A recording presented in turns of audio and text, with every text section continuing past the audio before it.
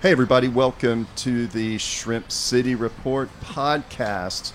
We are at the Paradiso Cabana Club, as always. I'm joined by DJ. How you doing? Hey, how's it going? It's good to see you.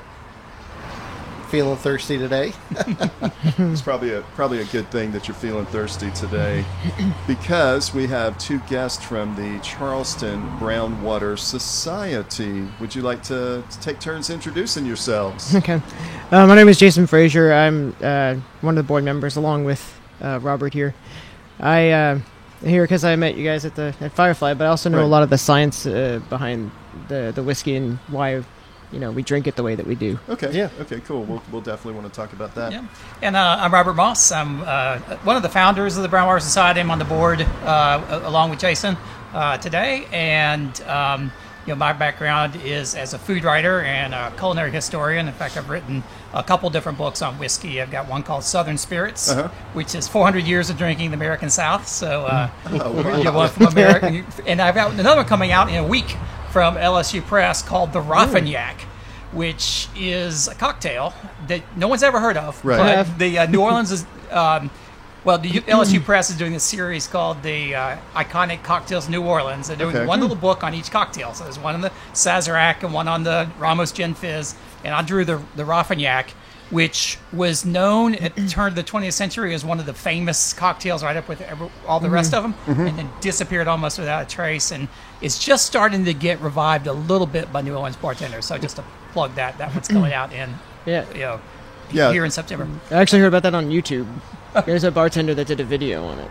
Oh, about the Raffignac. About that. Yeah, it's a very odd. People I'd are never heard of starting it to before. discover it. Yeah, and I turned it's a crazy story, and I turned up a lot of really fun information. So a lot of fun to do. It's like the cocktail renaissance. Yeah, It really is. I mean, you see that everywhere. Like, we'll talk about it, I guess. Gin, I never thought I would see it rear its head again. I'm seeing gin everywhere. And gin those is one of kind my favorite cocktails. spirits. Oh, yeah, me too. I mean, it's extremely complex, I guess. It's actually my favorite spirit. Because modern American gin is way different than your London gins and your old gins. Yeah. Well, you guys are brown water, so I assume that is whiskeys and brown liquors, it is. It's not exclusively bourbon or not exclusively whiskey, though we tend to focus on that a lot. I mean, a lot of people in the organization are big whiskey buffs or Scotch buffs, but it's really any aged spirits. So we'll get into rums, we'll get into anything that spends some time in the barrel, and we're not picky. Yeah, we had a tequila event. For some aged single barrel like tequila. They're barrel aging gin. They barrel age anything nowadays, so it's almost all inclusive now. Yeah, there's barrel rested gin. Barrel rested anything. So, for the uninitiated, what would be the quickest description you could say to define the difference between bourbon, whiskey, and Scotch? Well, all of those are whiskeys. Yeah. Scotch is technically a whiskey from Scotland, the Scottish style. The rules are not as hard and fast in Scotland as they are in the U.S. So Scotch whiskey can be a blend of a lot of different things, but it's typically made from barley, usually malted barley, often smoked, which gives some of the Scotches that smoked flavor. Right. Yeah. Whiskey is like all categories of whiskey. Whiskey is basically could be any kind of spirit made from grain. In the U.S. at least, you typically bourbon's the most common, most popular, or most well known. There's also rye whiskey, and then there's a range of other blends. There are a lot of American malt whiskeys now that people are making from malted barley as well. Bourbon, though, by law and by definition, you probably get the definition better than me, Jason, but it's got to be 51% corn. Okay. With other grains could be in lesser percentage. Often that's going to be malted barley and rye. And the sort of percentage of the grains is called the mash bill. Whiskey buffs sort of get big into that. Yeah. This and the other. Rye is the same thing, but it's got to be majority rye. So 51% or more rye grains. And then there's usually some other grains with it, unless it's 100% rye, which are out there. Which you can do. Yeah, which you can do. Yeah. And, same thing. There's 100% corn whiskeys that are made all from corn as well. And you got to age them for at least 3 years. Yeah, to be a bourbon, there's rules on aging, and there's different categories, like a straight bourbon, and then there's bottled and bond. We can get into some of that. Yeah. Typically, a straight bourbon, you have to be in a new charred or oak barrel, not one that's been used before, and aged in that oak barrel for 2 years, which is what gives the whiskey its distinctively characteristics. reddish Wood flavor, vanilla and we'll flavor. talk about that in a minute with some of the ones. Because the first one we have is more of a traditional bourbon. Yeah. A lot of the definitions are more either location based or ingredient based. So when once you learn the terms, you can just read it and kind of understand where it came from and how it's built. Yep. Like that tells you a lot of information. Yeah, we do associate bourbon with Kentucky, but under federal law, it does not have to be made in Kentucky. We have bourbons made right here in South Carolina. It does have to, however, be made in the United States to be marketed as bourbon. Yeah. And like we have Tennessee whiskey, which is its own category its now. own They made that themselves. It wasn't a designation that was given to them. They just owned it, and it became a part of their culture. Okay, I see that. And you know what? I think Young Dev and probably 90% of the people listening are still under the impression that bourbon has to be Kentucky. That is the common conception because Kentucky is one of the largest producers of bourbon in the United States. Yeah, that's where it got its name from Bourbon County, Kentucky.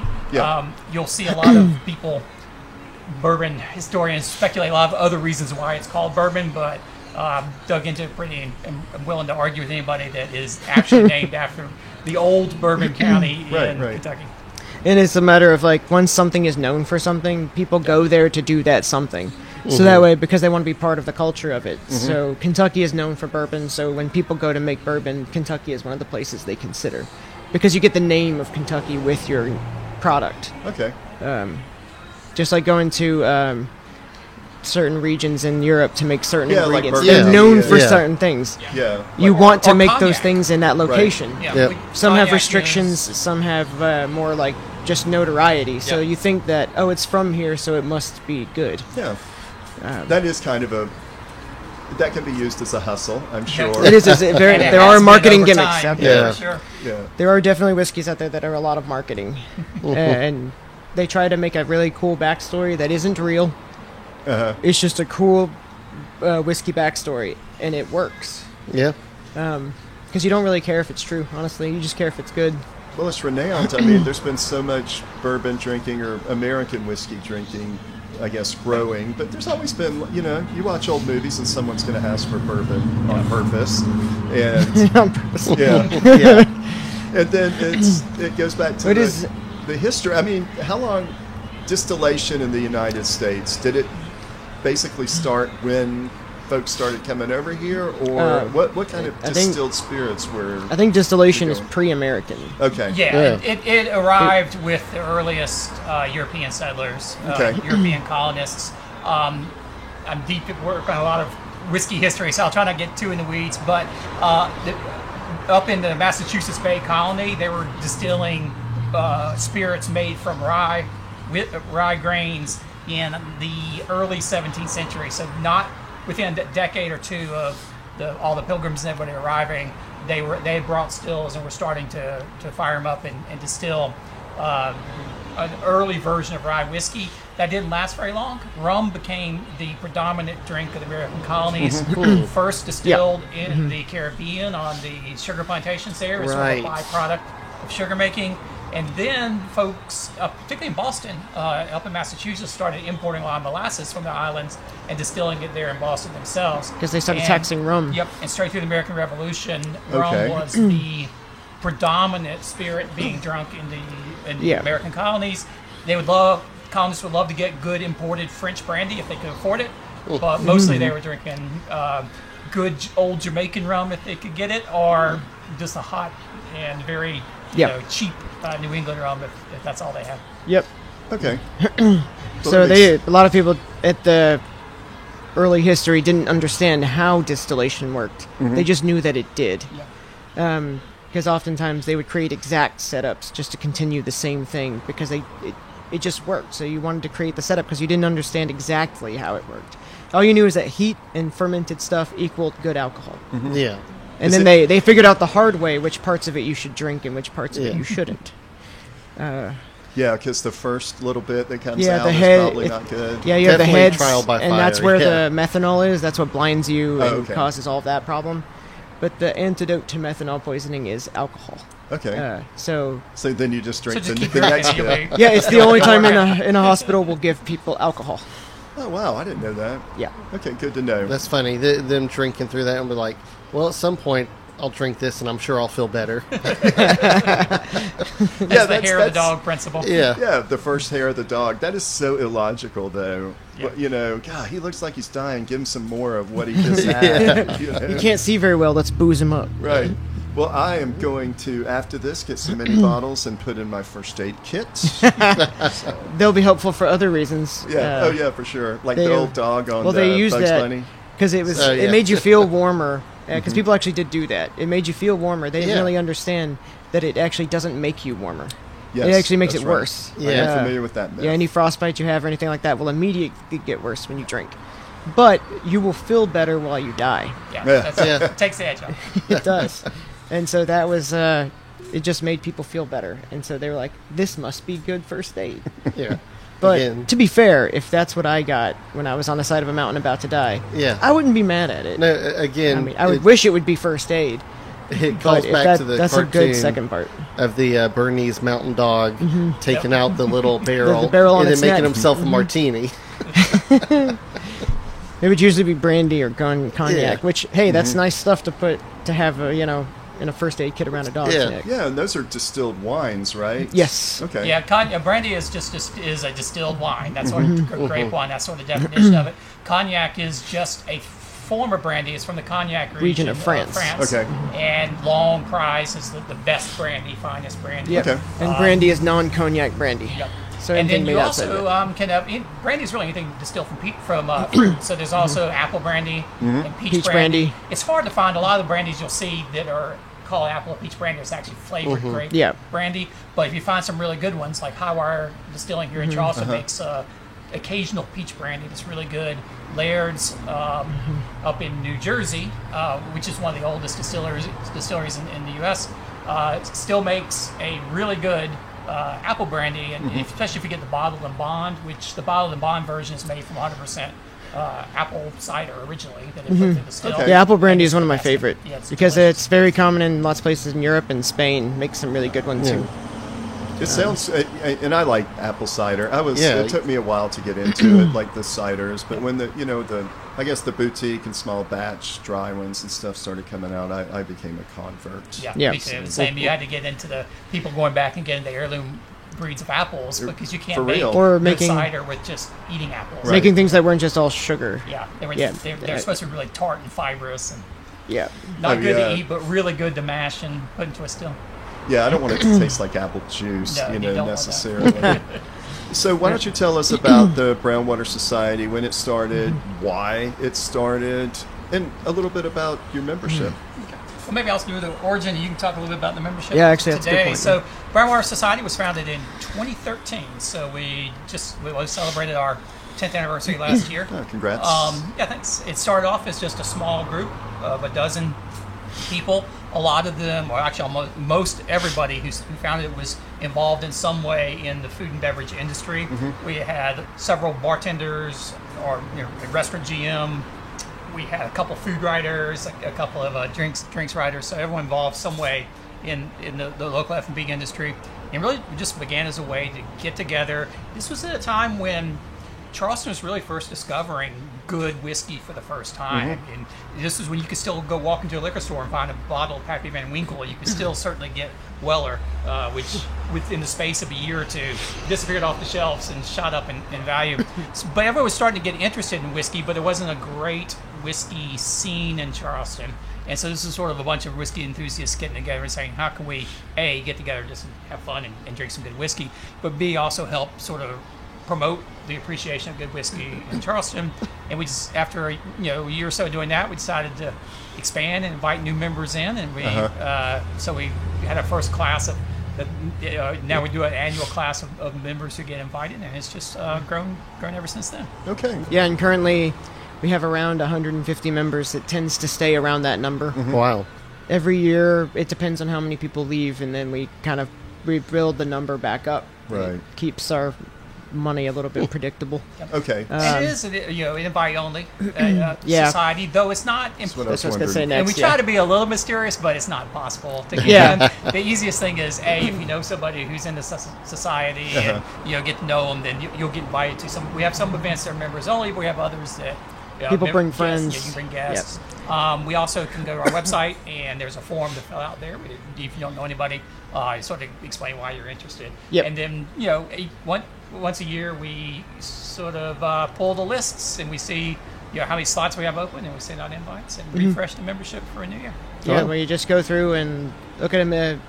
Knowing people definitely helps, but also having a good application helps, because then we can see this person has this experience, which is potentially useful to us. Yeah, and the key But- for But knowing the key people is is it's not only that, because we pull in members who we try to. It's a good balance between the two. You you can apply without knowing anyone and still be fine. We have Okay. people from all walks of life. We have some people who are hardcore, either like whiskey collectors, or even people who own bars, or Yeah, or have their own distillers, work in mixology distilleries. We have managers. that side of things.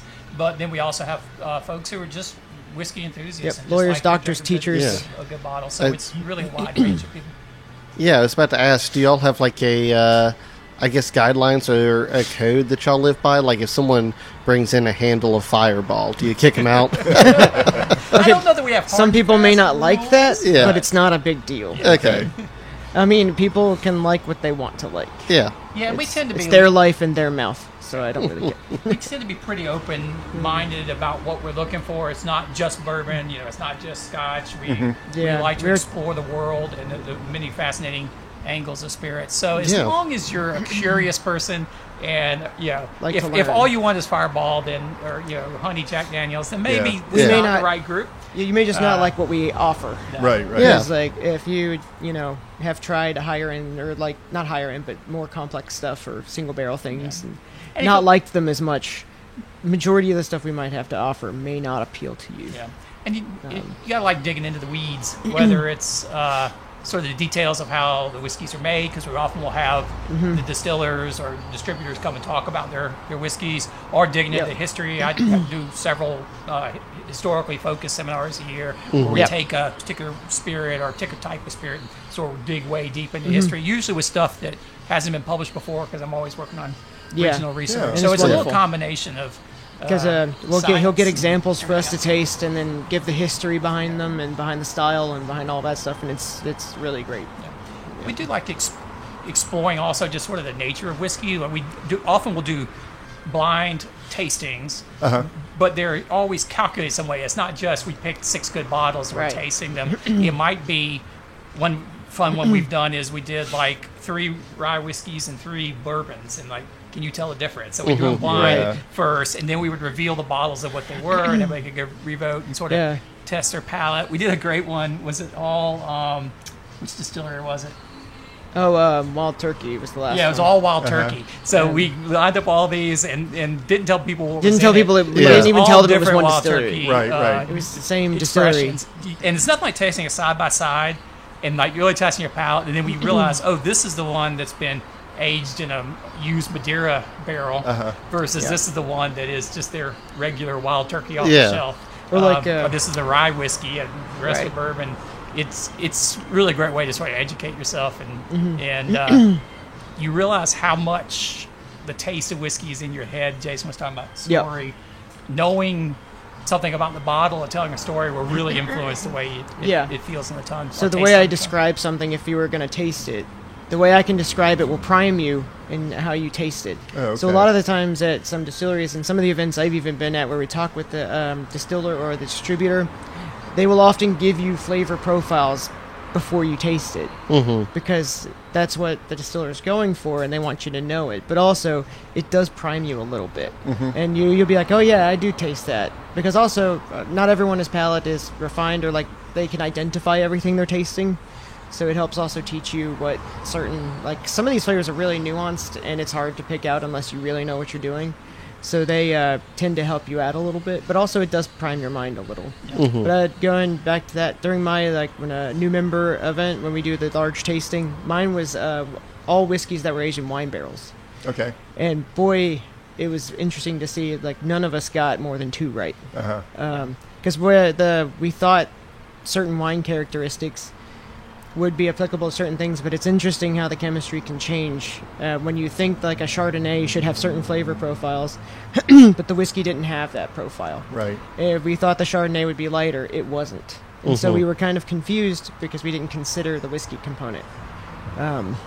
We were trying to pick out the wine piece, and we failed. Yeah. So do you ever find yourself when you're doing these tastings kind of overthinking, really wrapping your brain It's really up easy to do that. and just then sometimes maybe just Occam's Razor might be the best. Well, yeah, you tend taste. to, like we may do let's say we're doing a 4-glass tasting, so we have like an ounce in each glass, and you start at one at the left and you go down and you go down and you go down and you like think you know it and you go back. And you go again, and then you start second guessing yourself. So wait a second, no, because that one's got to be the rye. This one seems sweeter. This one's got to be and then by the time you've made your 3rd or 4th You're pass, done. you're like, I don't know. Your first one, you're kind of confident. You're like, I know exactly what that tastes like. And then as you taste, you're like, maybe I don't. I do find that your first impression, generally, you should go with that. Okay, Yeah. that's You right. That will applies overthink it. to just about every test you could ever take. Yeah. Your instinct is often going to point you in the right direction. Yeah. Is there such a thing as like too nuanced when it comes to, or Whiskey- I guess too complex? So- like too maybe muddled is the word? Complexity and nuance, they would be too weak in things that really just don't have much of a flavor profile. So things like certain types of vodka, which do have flavor, but it's so weak in nuance that it's not really worth categorizing. It's Yeah. mostly just sweet. Okay. Or a certain type of flavor. You can do it if you'd like. Not many people do. But that's just too nuanced. It's too quiet to get your Right, attention. right. But things like more powerful American gins have clear and distinct notes. They're usually botanical, citrusy. Those are things you can identify and taste. So if you can't identify or taste it, it's too nuanced for you. Yeah. And it's too complex. Some things are so complex you can't break them apart. And so they create words that encompass all of those flavors at once. So that way, because it's just hard to break them apart. Yeah. So you mentioned that you do events with the Brownwater Society. Yes. How often? What kind of events are these? You said sometimes they're guests. It's around? it's a range, and it's we do usually 3 or 4 big events a year, which is gonna be a big gathering. Think of a party with food. And, sometimes we'll have various distillers and wholesalers come in and pour different whiskeys for us and all that type of thing. So that's sort of more of a big format, usually outdoors somewhere, doing some kind of fun event like a barbecue or we did a harbor cruise not too long ago, which was a lot of fun. That's cool. And so that's sort of like the fun, celebratory kind of things. There's always a whiskey component, but that's more about getting together and having a good time. Yeah. And then we'll do intersperse those with smaller gatherings. They're members only. It's a large membership, but these tend to be 30 or 40 person because not everybody can come to all of them. Right. And so we'll get 30 or 40 people together. It's a much more of a seminar format. We'll have a mat with glasses, and there'll be somebody leading it. And there'll be some theme to it. Sometimes we did a really great one that was just a Japanese whiskey tour tasting and went through all that. We did a really interesting one on Indian malt whiskey, which is really starting to develop in India. There's increasingly a distilling industry in places that never had one up until just the last modern era. 20 years or so. And so we'll just explore the world. We'll explore. We had the guys from Heaven Hill come in and do a bottled and bond tasting where they walked us through all their bottled and bond products and talked about it. And so you learn a lot. We had Woodford Reserve, and one of the members of the family behind Diplomatico Rum did a blending class for us. That was because they had their distillation series that they sold in the store. So each one is made from their distillation methods. The idea wasn't to buy a bottle to drink it yourself, but to actually be able to make blends yourself. And oh my gosh, that's great. They let us use those 3 to make blends, and then they brought some different bottles for us to try too. So we each got to take home like 100 ml bottle of our own blended rum. Wow, that's cool. I think Dev, I think you'd agree if we were distillers or we owned some kind of spirit company, that talking to a group of sophisticated Charleston folks, and y'all all have some kind of background in food industry or some kind of or at least enthusiasm for whiskey. Yeah, we like to say there are a lot of doctors like and the lawyers, products. but most of them we have quite a diverse whiskey. group. So you're a clientele. I mean, I'm sure that they would rather speak to your group than go to a frat house at the College Charleston. Yeah. It is more focused advertising. You don't have to first. You don't have to go over the basics because everybody there sort of knows the basics of Right, Yeah. right. how whiskey's made or whatever we're drinking, how it's made, etc. But also, these are folks who are much more likely to go out and drop some money on a Yeah, exactly. nice Yeah, I'm bottle. kind of That's what trying I was to just about to roundabout get on, yeah. to that. Yeah. You know, But they that's can- really the truth of it. they can afford it. They come and do stuff for us because it's basically it's a cheaper marketing cost than appealing to a broad audience. Yeah, absolutely. Yeah. And so, in their opinion, it's well worth the money. And it's sort of reaching the people who are the influencers. Targeted, yeah. Yeah, the people who are going to go out, either maybe they're a bartender, they're going to go be able to talk about that brand with their, or maybe it's just a whiskey, passionate whiskey person, but they'll have a bottle on the shelf at their house and they'll, Yep. talk Yeah. about it to people. Yeah, So it's a great way to sort of get the network effect. Yeah, there's a few marketing people now that I've connected with since being in my role. That Um, would be a great idea as well. That's like easier than being, playing golf all the time. You're cutting Yeah. out the middleman as far as having to meet at the club after the golf. You're just in the club. Well, yeah, but think about it, compared to like a magazine ad or a billboard, Uh-huh. you'd much rather be able to get in front of like a room of people who every single person in there. Yeah. Will go to the liquor store and buy a nice Yeah. bottle of whiskey, as opposed to just trying to hit them with the shotgun approach. Yeah, Yeah, to the max. the cost per appeal to each person is higher for us, but it's more productive. Well, in the past 10 years, have y'all seen big tsunamis of particular spirits or, I don't want to say fads, but some kind of trend that There hit kind so of have been. Botanical- There's always did- fads in every Botanical thing. gins, did that? Yeah. Is that a recent thing? I think botanical gin is kind of it's correct, but all gins are botanical. The ingredients that you put in them are called botanicals. So it could be just juniper, it could be all kinds of other stuff. Yeah. But the use of the term didn't really come around until much later because it's more appealing than just dry Okay. Yeah. bitter or juniper. So, Yeah. but also American style gin, which is actually a more modern, is heavier on floral, citrusy, different types of elements than just juniper alone. And that's becoming more popular because it's quite frankly not bitter, as much bitter. Okay. And people it's easier to mix with things. It has a lot more of a flavor profile to it than just straight up London dry gin, which is still good. It's just Americans have a different palate. Yeah, for sure. Um, It's been interesting since I've been writing about food for 2 decades now Right. in Charleston, and then involved with the Brown Water Society for over a decade. You definitely have seen this trend. I mean, 2007, 2008, almost no one even knew anything about bourbon. Bourbon, there were a couple bottles on the shelf behind the restaurant, and they didn't. And all of a sudden, bourbon just blew up about the same time that Husk opened its doors, and they had a big bourbon collection. Yeah. And a lot of the members of some of the founders actually were part of the early opening team at Husk. So we sort of came out of that bourbon boom that happened then, and then all of a sudden, everybody discovered Pappy Van Winkle and realized it's really good, and then people realized, oh, I can resell it for $1 zillion, and it became That's the popular. one. Now Yeah. it's very popular. So Yeah, reselling and collectors of bourbon is a relatively new phenomenon. that happened in the last 10 years. It is relatively new, and it is out of control. Yeah. Wow. There It used to is. be people who go hunt old dusties, as they call it, which they just drive around South Carolina Mm-hmm. to old liquor stores in these small towns, and they'd find these bottles that are covered in dust because they've haven't been sold. sitting there, and there's some, maybe it's Pappy Van Winkle, maybe it's some old Heaven Hill, or maybe it's some, Yeah. some Weller or something, and you could go do that and buy it. So Not almost anymore. Nope, just like 'cause people are hunting for it just now. like record hunting in a comic book. Yeah. Yeah. It's like baseball cards, comic books, anything else, and so that.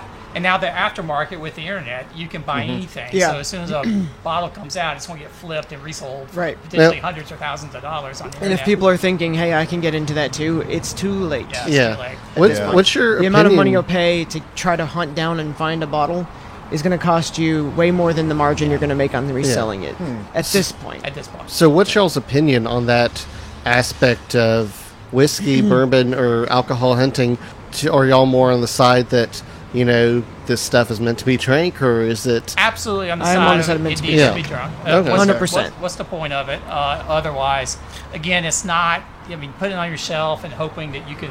I don't know what your kids are going to, go Yeah. to college Yeah. on Right. it or something. That doesn't make sense to me. what was fun about hunting the old Dusties a lot of times were some of them were really old and they were different flavors and different expressions. To me, that's where the fun is. Yeah. And finding That's it. the real rarity. Going online and just ordering it from some guy isn't really the thrill of the hunt. Right. Yeah. I'd rather move on and find something, but we'll leave the high-priced bourbons. And then Rye's followed after that. When Brown Water Society was founded, you could maybe find one, maybe two brands of rye on a liquor store shelf in Charleston. Now every single bourbon maker has You have a whole rye section in your liquor store and that's all now. blown up. Yeah. So I used to get excited. There was a time I was going to get a bottle of every rye made in America. Yeah. It would seem Yeah. like a reasonable pursuit because there weren't that At the many. time, and then yeah. I kept buying them, and I kept buying them, and then I had 2 shelves full, and they kept coming out, and I said, "I can quit Yeah. because I can't keep up." So like the point of like the collection, it gets really out of hand in a way that makes certain types of whiskeys just unavailable to people who would enjoy them Yeah. because they're just being sold to collectors who are never going to drink it or enjoy it. Yeah. And then it's going to get resold or just put on a shelf and just never drank. It's like buying art and then putting it in a warehouse where Right. no one can see it. And These are not they weren't made to be art. They were made to be enjoyed. Like you're paying you pay a higher price for like quality, consistency, or brand or whatever. But like you don't get to know if that's true until you open the bottle. I know, which is weird. There could possibly be an entire line of whiskeys that will never be drank because There are. because of that. 100%. There are ones that just sit on shelves because they're one made in very small batches or not a lot of bottles are sold, and they just have a high value, so people just sell them. It's just and on no one ever drinks reputation them. alone. Nobody's Right. ever had it. We don't know if I this would is be complete interested to shit, see if but, there is like you know. a bourbon or Right. like an expression that just has no one has ever opened the bottle. Yeah. That'd be About funny. 15 years ago, I am not any kind of expert in any booze at all, except for cheap Wisconsin beers. But someone that was a friend of ours that was well-to-do gave me a bottle of bourbon. I don't even remember what it was. And this was ages ago, and then I just had it on the shelf, and some other friends of mine that were kind of well-to-do came over, a year later around Christmas time, and I was like, well, let's drink this, and I popped it, and they were like, I can't believe you just opened that. And I was like, what the hell is this just bourbon?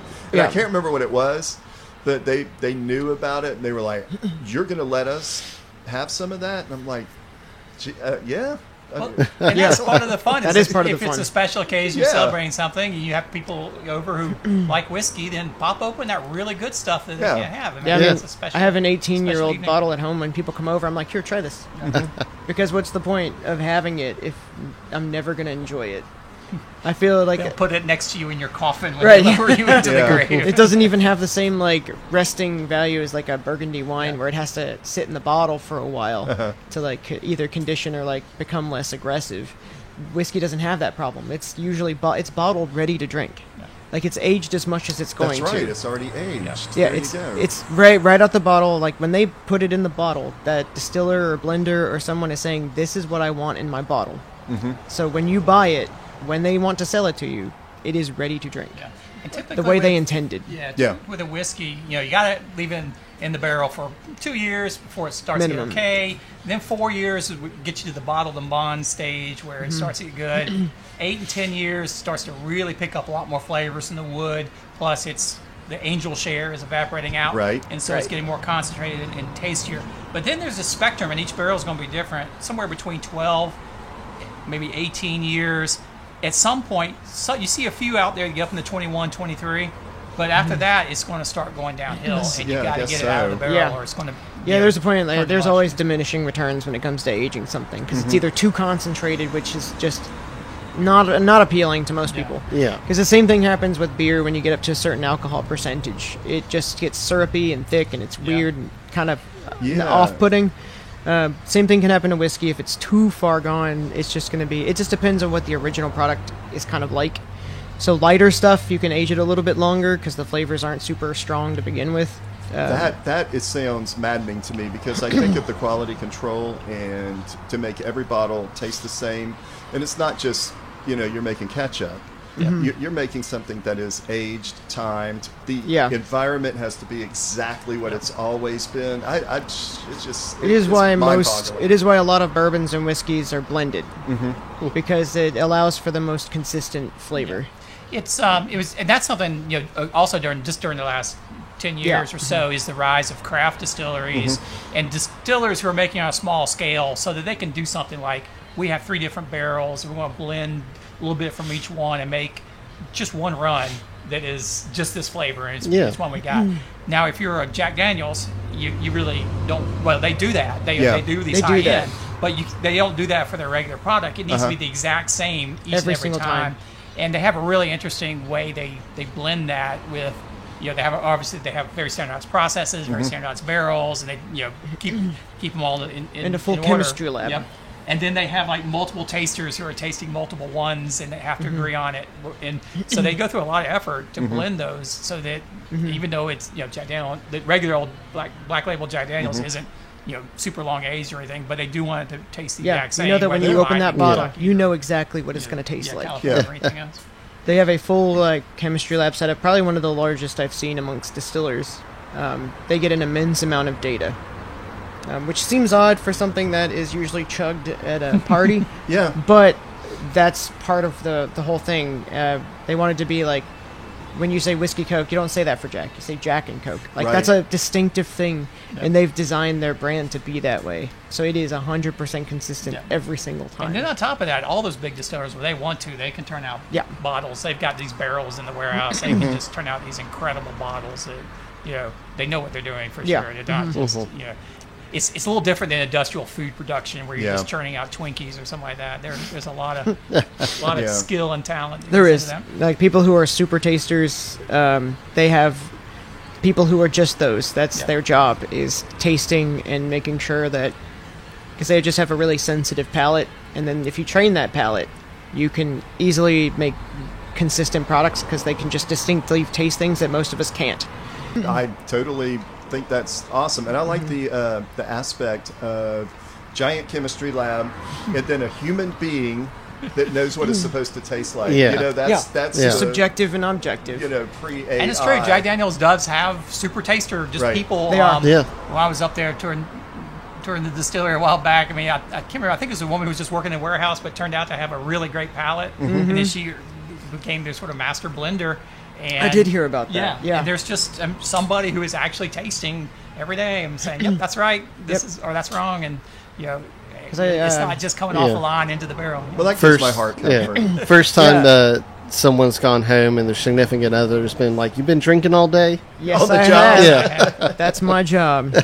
I took a course in school because I have a biochem background, but one of the classes was food and industrial chemistry. So we went to breweries, distilleries, to learn about the process of how they work from a chemical standpoint. Because at the time, breweries weren't really didn't have labs. They were starting to do their own microbiology, to do their own yeast strains to make sure they get the same type of yeast every time they make a certain beer, or the certain type of bacterial strain to make sours, because that takes a different strain of bacteria to make. But for distilleries, they were just, besides Jack Daniels, which had a very strong chemistry lab when I was in college, most places were just starting to adopt this equipment, but they needed chemists to run it. So I had a friend of mine who just majored in organic chemistry, and he went to go work there as a chemist.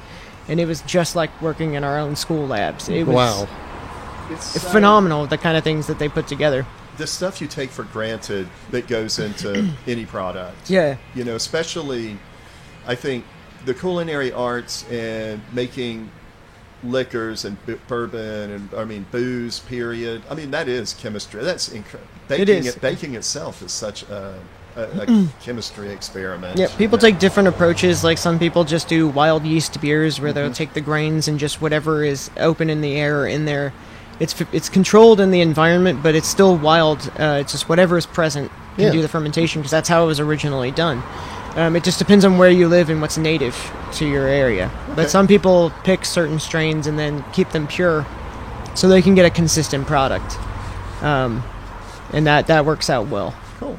Y'all have been saying smart people stuff, so I want to know, where did each of you go to school, and what do you do for a living? I know that you're a writer and but what are you doing? When I got a degree in biochemistry, then I went to graduate school It's for medical laboratory science, so to do testing on Which blood. colleges? Middle Tennessee State and right outside Nashville Yeah. for Okay, yeah. biochem, and then University of Alabama at Birmingham for Okay. medical. And then, but now I manage 9 oncology clinical labs for Roper. Good night. So we have 2 chains of oncology labs, just two different companies or whatever. Physician groups, that's what I'm looking Yeah. for. And then I just manage the laboratories Okay. for all of them. And this is why I defer to Jason on anything related to chemistry or say. anything Yeah. in that realm. I'm a South Carolina boy, so I went to Furman University for my undergraduate degree. And Okay.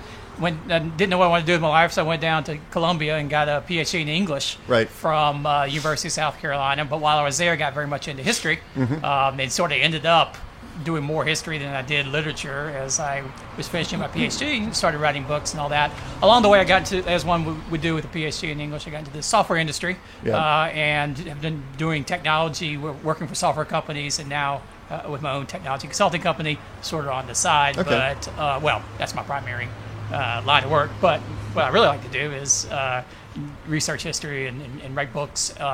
I'm the contributing barbecue editor for Southern Living magazine, Oh, wow. which is That's you can sort of awesome. see like how It's my great, yeah. interests are lining up, Yeah. and Yeah. it's all a very it's all pretty much a well calculated con job. But I'm also the restaurant critic for the Post and Courier here in Charleston. Oh, great. Oh, And cool. so I go review restaurants, and I just turned one in this morning. So I get to eat a lot around Charleston, eat a lot of barbecue on the road, and then That's amazing. drink a lot of good whiskey and spirits. Yeah, as we'll have part to, of my Yeah. we'll have to historical keep you in research. contacts because every time somebody comes into town and sees us, they're like, "Where should we go eat?" And I'm like, Yeah. "I don't know. There's a million places." And it's Anywhere. changed, turned over a Yes. lot. One of the good things, I started. I'd been reviewing for the city paper for a long time in the past, but then after the pandemic, Yeah, it's crazy how much stuff Post changed. and Couriers were paused reviewing for a year or so after the pandemic, and then I came back and picked it up. And boy, that scene is totally It has. turned Yeah. over. So I've So spent much. the last 2 years just trying to get Catch to all up. the new places and Right. figure out how everything has shifted. So it's been an exciting time to do it because there's always something new to try, and then trying to connect the dots of how what are the trends these days, how are these things Yeah. shifting, and the geographic locations of all the restaurants are changing. The old Yep. East Bay restaurant row is not really the East Bay restaurant row anymore. Even Upper King Street has turned into more of a Yep. party district, and all Absolutely. the fine dining Yeah. is moving out. That happened a elsewhere. long time ago. Yeah. So there's a lot going on right now in the dining world. Yeah. Well, cool. So we're going to take a break right now, move some microphones around, get situated to drink some booze, and we'll be right back. All right, everybody, we're back. We are going to go ahead and start with a little bit of tasting. Now, what you might hear is some clinking. There may be somebody that bumps a mic because this is not like we are in, some gigantic facility. We are in a cozy cabana in North Charleston, South Carolina.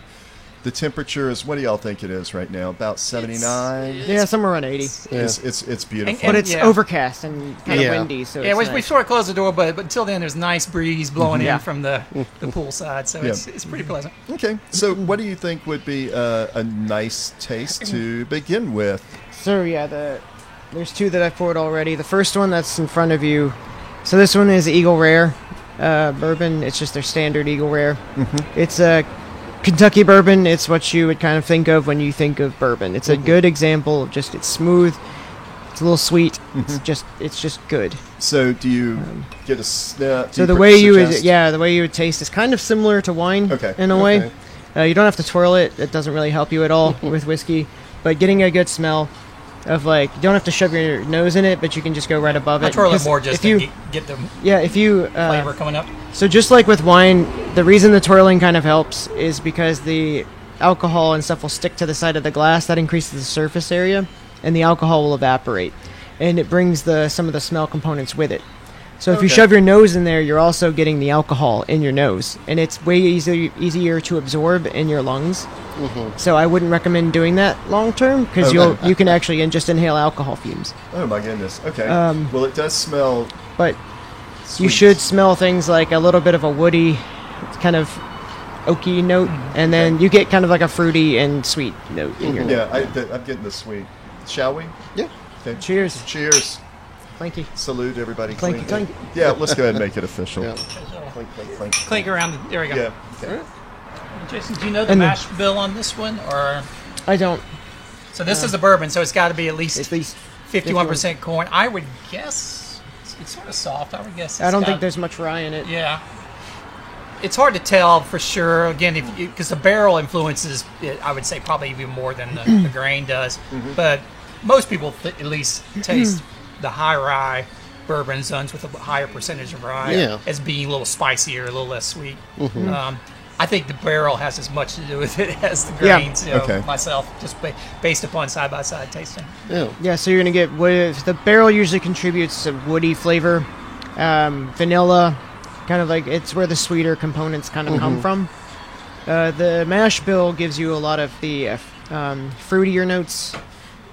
So what is the Mashville or So the mash bill is what we talked about, the 51%. Okay, corn. that's Yeah, right. the Yeah. blend of Okay. The mash grains bill is that what go blend into of blend, stuff okay, went cool. into the fermentation to make this. And Yeah. you typically are going to have corn, wheat, Wheat. barley, or rye. Rye. And like a Pappy Van Winkle is a wheated bourbon, as they call it, which means that it has wheat as one of the secondary grains. okay? People say it softens it, it gives it more of a bread-like flavor. They may be right. It just tastes good to me. But, Okay. Yeah. But you can tell a difference, I think, Yeah. You side by can. side, a wheated whiskey versus a high rye Yeah. whiskey because of the Right. flavor profile. You, Well, that definitely what we just had was. I felt it was sweet. It felt a little, or it tasted a little burny on the front end. But Yeah, it'll yeah, it says the only thing about the mash bill that I can find is that it uses 10% or less of rye, okay. So which it's is why a it's little not rye. it's not going to have a spicier, Yeah. punchier. The any of the little like harshness that you might get mostly comes from the barrel. Okay. okay, yeah. Yeah. Wow, I thought that maybe the whole process Yeah. would mellow it out or something. So we mentioned It does, in It definitely fact. does, yeah. and you'll see the difference here in a minute when we get Okay. to some of these Yeah. other ones. But one other thing that does make a big difference on the tasting is the proof. So Right. they put it in, I can't remember what proof, but it goes in the barrel at a high proof, like 160 proof or something like that. And then as it ages, it'll actually get a little more concentrated as some of the water evaporates. And then when it's time to actually bottle it, they'll proof it down, which means mix it, blend it with water. But you can do it to a variety of different I didn't levels. know Yeah. that. A common, your sort of basic bourbon will be 80 proof, which means it's, for whatever reason, it's doubled. So that means it's 40% alcohol and it's the 60% water. Okay. So And this is then you'll start to get up to barrel proof, which will be I have right here. the proof that it came out of the barrel at, which can Yeah. be up in the 115, 120, so 60% alcohol. This So- one is 45%. 45, so a 90 proof. Okay. And that's a good sort of mid-range It is proof. This is a standard, but it's also 10 years old. Okay. So Okay, this is yeah. the standard Eagle Rare bottle is 10 Yeah. years. 10 So- years is, Wondering about the proofs, if that is what the Proof is optimum just- tasting. Yeah. You know. It depends. It really does. So like the cask strength one I bought, which is like the barrel strength, it's high. Yeah. This one is surprisingly easy to drink on its own, even though it's a higher proof. It's not as harsh as you would expect it to Okay. be. It really depends on the product and what ingredients they put in it and what they're trying to accomplish. yeah. Sometimes the harshness is part of the whole experience. Okay. And it's not didn't know bad. It's Yeah. just a word used to describe a So sensation. we've mentioned barrel multiple times.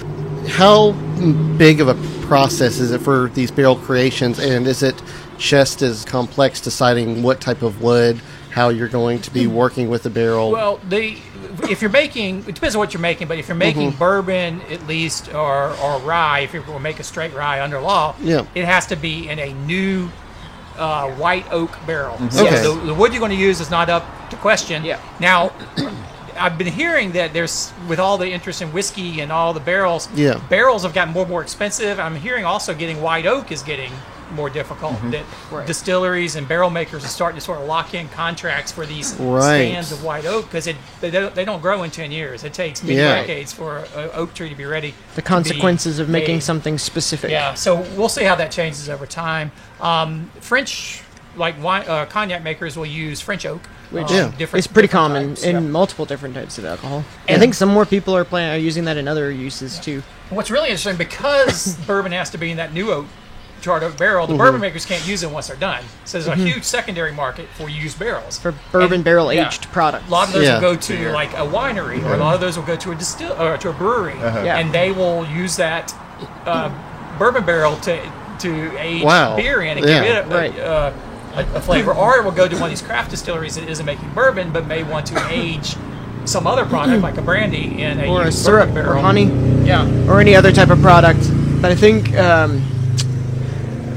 that talking about like bourbon barrel or other barrel aged Yeah. stuff that is a used barrel, it's worth talking about the barrel aging process Yeah. as to why these barrels are useful after they're aged. So in particular climates, which kind of dictate the more ideal place to make things, is partially because of the weather and how the weather interacts with the barrel and the whiskey inside of it. So in climates where the temperature fluctuates a lot, you're going to see things like the whiskey going into the barrel and out, back into the wood and back into the barrel. This kind of thing is partially what infuses the flavor. Yeah. Part of it is having the charred component of the barrel. The other part is that some of the whiskey does actually go into the barrel, and it's the more of the temperature pressure that pushes in and out, in and out, in and out. Because liquid expands at higher temperatures and contracts at lower temperatures. And it's not an accident that the American It's whiskey not. industry is Kentucky, and then historically at least, Pennsylvania and Maryland where they had hot summers, cold winters. Yeah. Okay. And that was sort of the prime territory. But it Yeah. is changing now. Yeah, Texas is interesting. They have a lot of distilleries popping up there because of the high variability of temperature. It means they can get an extreme version of this very quickly.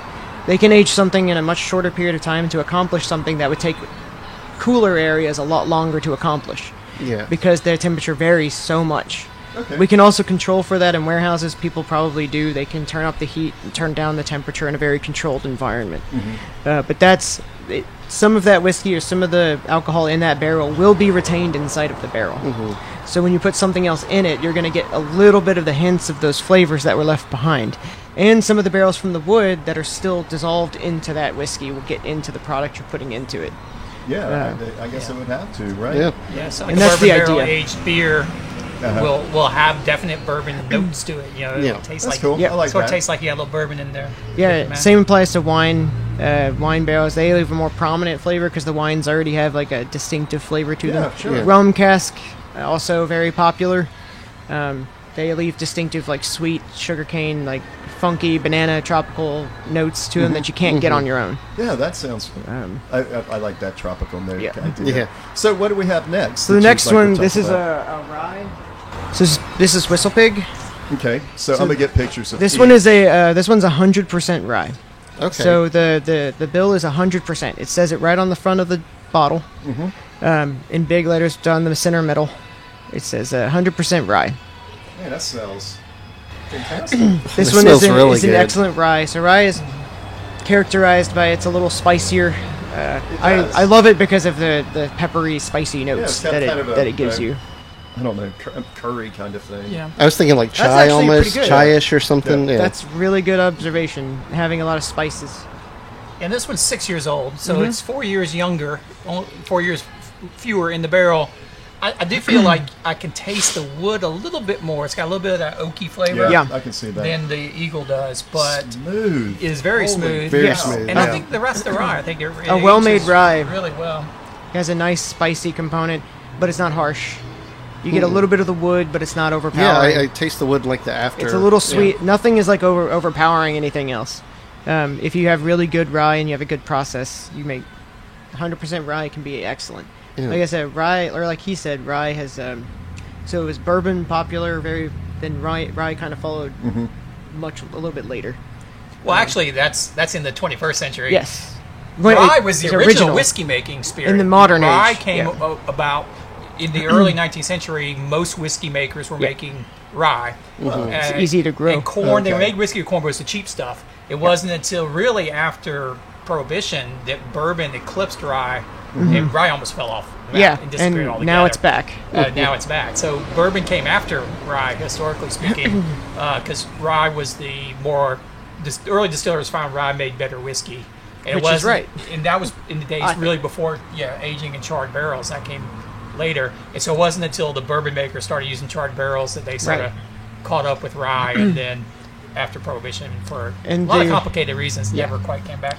Well, that kind of did have an effect on like people's opinion of rye versus bourbon. Yeah. And so some people I have met don't like rye just kind of on principle, and I'm not really sure why.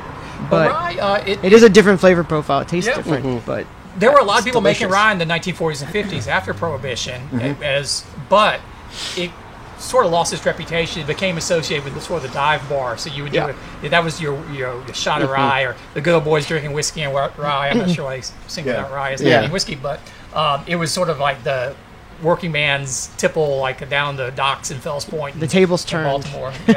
Well, and then people just sort of turn their back on it. It's interesting. It is the working man's, but you also have bourbon, which is known for being like tough guy, Smo Joe. Just almost like two halves of the same coin. Well, that really happened in the that reputation came about a lot in the 70s and 80s because after the 1960s, the bourbon industry really declined. Americans switched to drinking vodka was on the rise. Switched to drinking rums, to gin, the cocktail parties where whiskey became the old man's drink. The first cocktail renaissance. And then people sort of forgot it altogether. All the people went out to discos in the 70s were not drinking but bourbon. they were also drinking horrific cocktails. They were very sweet, so super sugar heavy, very like artificial fruit juice. Those maraschino cherries became popular. And so the tough old timers are the ones who are still drinking the bourbon at that point. They I kept think that's part of the association because they kept the original cocktail alive. Long enough for us to resurrect it. And I'm cool with that. Yeah. Great old fashions and stuff like that. Yeah, I was gonna ask, what are your opinions on, I guess, the more simple cocktails like old fashions, martinis, stuff like that as well. Those are things that are so simple that people easily still get them wrong, and not wrong as in like they're using the wrong ingredients or stuff, but like making these drinks is very much dependent on the ingredients that you use, because you can taste everything you put in it. Yeah, old fashions are not complicated. They taste like what you put in it.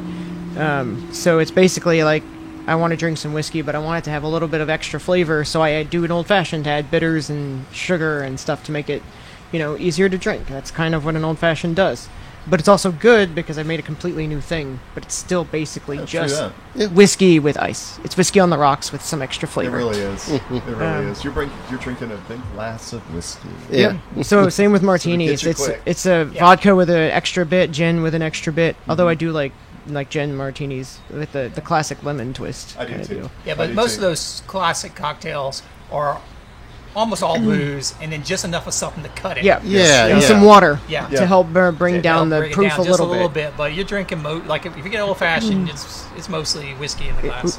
It's still mostly alcohol, and they have higher proofs than your more traditional or more modern cocktails. So like a modern cocktail can have around 10 to 15% alcohol by volume. An old-fashioned is much higher than that. You're looking at 20 to 25% or more. Oh, my goodness. Because it depends on the whiskey you use. Right. So if I use like a 60%, it's not going to cut that as much. What's your opinion on the Frankenstein known as the Long Island iced tea? I think people can drink what they want, but those days are behind me. I think it is interesting because the Long Island iced tea, that was big when I was first old enough to drink in bars. It still was when I was too. Yeah, and now I think it's interesting. There's actually some bartenders who have tried to reconstruct it by using artisanal ingredients, but I don't know. It doesn't work. It works. Too many the whole idea of it is to use cheaper ingredients. And Coke from a bar gun to finish and surprisingly, you can't tell it has that much alcohol in it. It's surprising how well that it was designed. I am shocked at how it's basically equal parts tons of things, and yet it still isn't overwhelmingly anything, and it still is palatable. And it's not that, super boozy either. Yeah, drinking that, I've always thought, drinking that is not about the journey, it's about getting there. Yeah, that one is basically taking a race car off a cliff. Yeah. You want to get drunk, and you want to get drunk efficiently, quickly, and for as little money as possible. That is the most economical drink you can get in a bar. Now, do bartenders like it? Probably not. Probably not. Do they like dealing with people who drink more than one? No. but they'll make it for you. Man, I would love to ask a bartender now. Especially Next time you go to one that not like a nice bar. you Yeah, know. I know. I like, More like a what is it? Like the Royal American or yeah, God bless them. yeah, one of those places. There's a place for good old dive bars. There is. Yeah. I love dive bars, but like the And I'm a Long big Island fan. iced tea, man, that one's a rough Yeah. one. Yeah, my favorite. I mean, shout out to the Gin Joy. That's my. I love the Gin just 'cause Joy. I love gin, and they do half pours, and you can. God, they got 80 or whatever, in there. So. Well, because their process is like you can't even work behind the bar unless you make part of your interview is making original drinks or making you make classical drinks and then you have to explain what they are and the flavor profiles behind them and then you have to just create stuff Yeah. and they have to be good. Very cool place. Because I went once and sat at the bar while they were doing an interview Oh, because wow. the guy that'd be fun. because they have to use the bar to do Yeah. it. Yeah. And so they would make the drink and like present it to the manager and then just describe it to them. And they would ask questions about the drink. If they, it doesn't matter if their explanation was exactly what they wanted. They would just ask whatever questions they needed, and as long as they just kept rolling with it, like there's that guy did get a job. I saw him there later. Yeah. Well, let's go ahead and taste these others. All right, so this one I'll have to pour, That's fine. but this one is an interesting one, and so as you taste it, I'll kind of explain why I picked this one. You just pass it around. You can. And you can't see it since it's a podcast, but it has a very interesting bottle. Yeah, we'll take a Oh picture. yeah, and put it on I'll the explain it when site. we as we're pouring it. So this is called Forbidden. It's a fairly new distillery. So the distiller, her name is Marianne Eves. She's the first female master distiller in Kentucky. For a while ago, it was you basically couldn't be a female master distiller. It was just impossible. But the thing about this one is that she's also a biochemist, or a biochemical engineer, I should say. So she has a chemistry background. Her dad has experience in distillation. So what makes this one unique is twofold. One is the fermentation is done at a lower temperature than what is normally done. This takes a lot longer to make because the higher temperatures don't take nearly as long, but they produce a quicker product. This one, the lower temperatures create compounds that are more developed and less destroyed, so that the heat can destroy certain compounds. The second is the distillation is also done at as low of a temperature as they can do it, and over as long of a period of time as it can be done. So in this one, you get more stable fruity flavors than you would get in other types of whiskey. Yeah. What's interesting when you smell it, it's not very strongly flavored. It's not. No. The Out of nose the is very glass. subtle on this one. And then you take a sip and it's big. Because the heat really affects makes a lot of things more volatile because it breaks compounds down over time. What's the proof on that? This one is, I believe, 45. Wow, Or not proof. It seems 90 like proof, 45% alcohol. it seems like it's a lot stronger. It with is. that. It is stronger This in is the tongue. for sure. 95 Yeah. proof. 95. Okay. But in the back end, it almost tastes like a cobbler to me. So this one, one of the fruit flavors that gets really predominant at this temperature is green apple. So where you get like apple-y kind of notes. That's very common in the way that she made it. But so that's why this one is particularly unique because there's particular compounds that when heat is too high or for too long, they start to break down. They do form very good aromatic compounds, so things that you smell. But when they're still intact, you get way more flavor but less nose, which explains what you're experiencing now. Okay. That's cool. And the bottle design is also pretty unique, so it's a That jagged is- bottle. I mean, Yeah. it's like a 12 points on it, something like that. Something like that.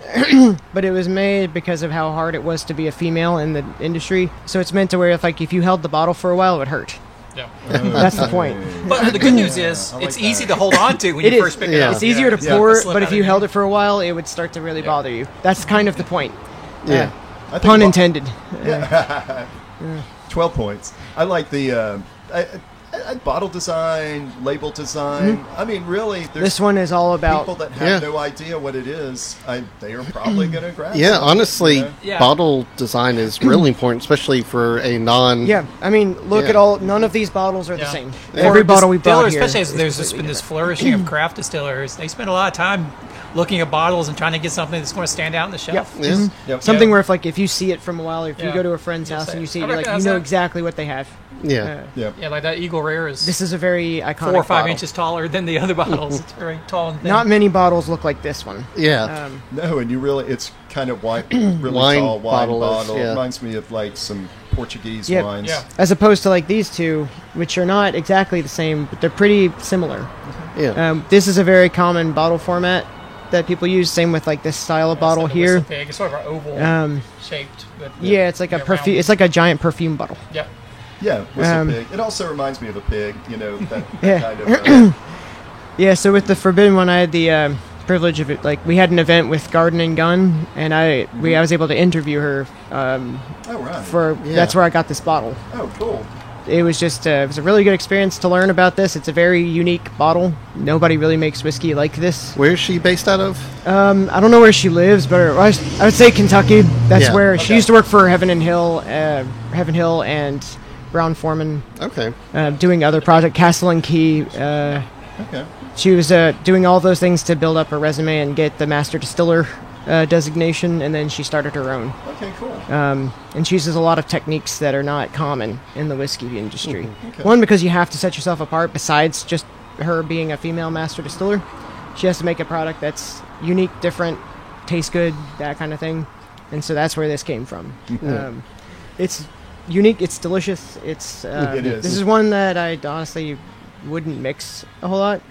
The flavor could get a little bit lost in certain things, but it's really good to drink on its Yeah. own. Today's show was recorded live at Paradiso, North Charleston's premier family-friendly social club. Dine, swim, and vibe with Paradiso. The restaurant and market are open to the public.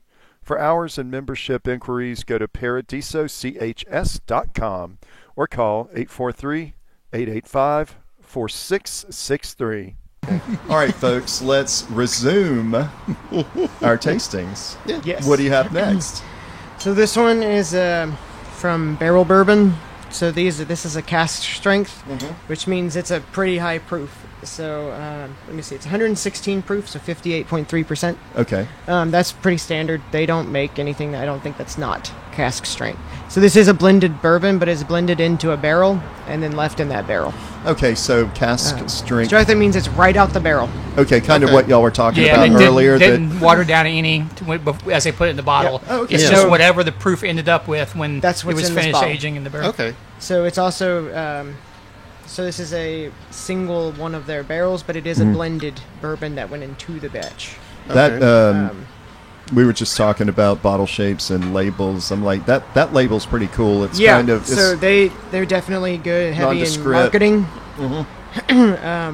I like their logo. And it's barrel with 2 L's. Yeah, Barrel, Barrel. oh, okay. Do they say they pronounce it Barrel?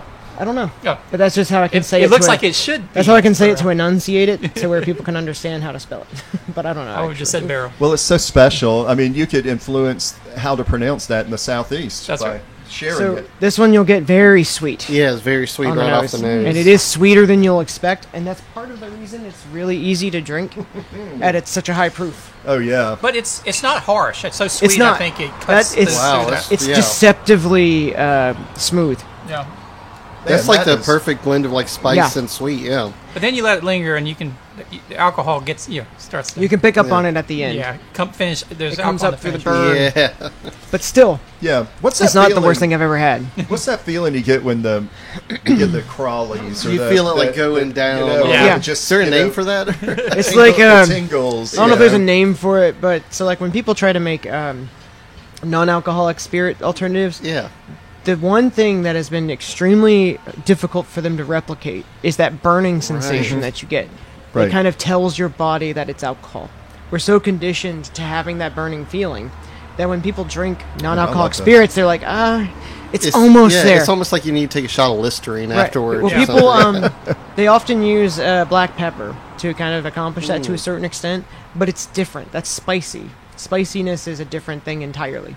Which is funny because back in the 19th century, when there was a lot of adulterated whiskey, where they would take a little whiskey and blend it with a bunch of stuff, and particularly get brand new whiskey that hadn't been aged, black pepper was a very common Very thing common. they would put in it. Yeah. Because they'd water it way down and put a bunch of black pepper and red pepper You in would it. think it was so hard. it would burn. You're like, wow, oh, that's okay. good stuff. It hits right in the but back they're of the watering throat. down the whiskey.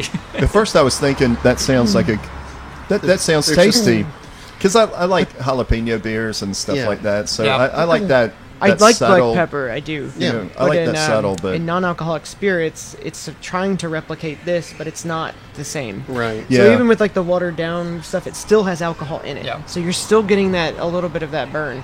The pepper's just accentuating it, making Yeah. it more prominent. When it's just black pepper, you know that it's just spice. Yeah. You know, like if you ate a jalapeno, you're not going to think I just took a shot. Right. It's a different type of burn. right, non-alcoholic drinks. Alcohol doesn't burn your mouth; it burns your throat. So And that's the thing they yeah. can't get right because it's difficult. We try to work in as much non-alcoholic as we can, my wife and I. Yeah. Just because, I mean, I think Ben Athletics got it right. That's the one money Yeah. thing. But we've tried the liquors, and there's nothing really that can. For cocktails, I like the seed lip Okay, we'll have to check some because out. like none of those taste good on their own. Yeah. Because that's not the point. They actually add aromatics to a drink, and you can kind of taste. It becomes way more prominent in a drink than it does by itself. Yeah. So like my wife, I make a lot of mocktails and stuff for her, and so those things are really great. The seed lip varieties, they're awesome. Cool. Yeah, and it's becoming such a big market now for alcohol-free or Yeah. alternatives. And for some, I have used like crushed red pepper to kind of give the effect of like if you make a drink that tastes complex, people won't be able to tell it's not a cocktail. Okay. So like I made one like cherry juice seltzer or like really tart concentrated cherry juice seltzer, red pepper flakes, and you get like a spicy cherry and then add a little bit of cinnamon. That kind of creates a really complex drink Yeah. that's not hard to make, but you taste it and you think it's a cocktail because it has all the makings of one Yeah. except for the alcohol.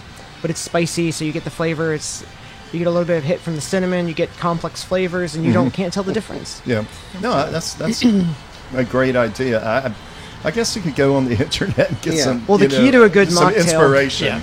So- The key to a good mocktail is just making a combination of ingredients that you make it to where you can't tell the difference. Yeah. So even if you don't have to use spirit replacements, Right. you can just use a bunch of random ingredients you might have. Like you can make some virgin drinks actually work out quite well. Like pina colada is a great one. All those ingredients on their own, just fine. Yeah. You don't need rum to make it good. Right. Yeah.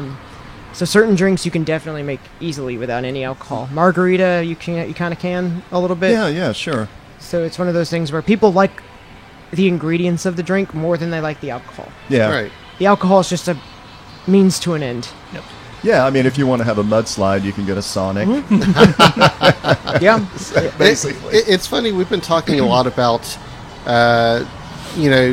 places where you can taste all these liquors, whether it's gin or rum or bourbon. We've been talking about non-alcoholic. I personally, and we've been talking about just like different locations where it's super accessible to get, Irish whiskey, bourbon, anything you want nowadays.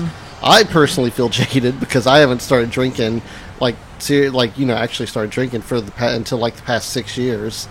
What was it like when y'all were starting off? Well, like was it just I'd like have to tell you about the mini bottle days in South Yeah, Carolina that's because right. I grew up in the mini bottle days, Yeah, me which too. was Oh, wow. a low, Yep. dark period Yeah. when you could not get a decent cocktail to save your life. Nothing was made with fresh ingredients. Everything had to be, 1.75 milliliter mini Yeah. bottle, so you Right. couldn't pour. We're talking about Long Island Yeah. iced teas a little while ago. The only way to make a Long Island iced tea when I was tending bar right All out those of college all those was bottles. to get 4 mini bottles.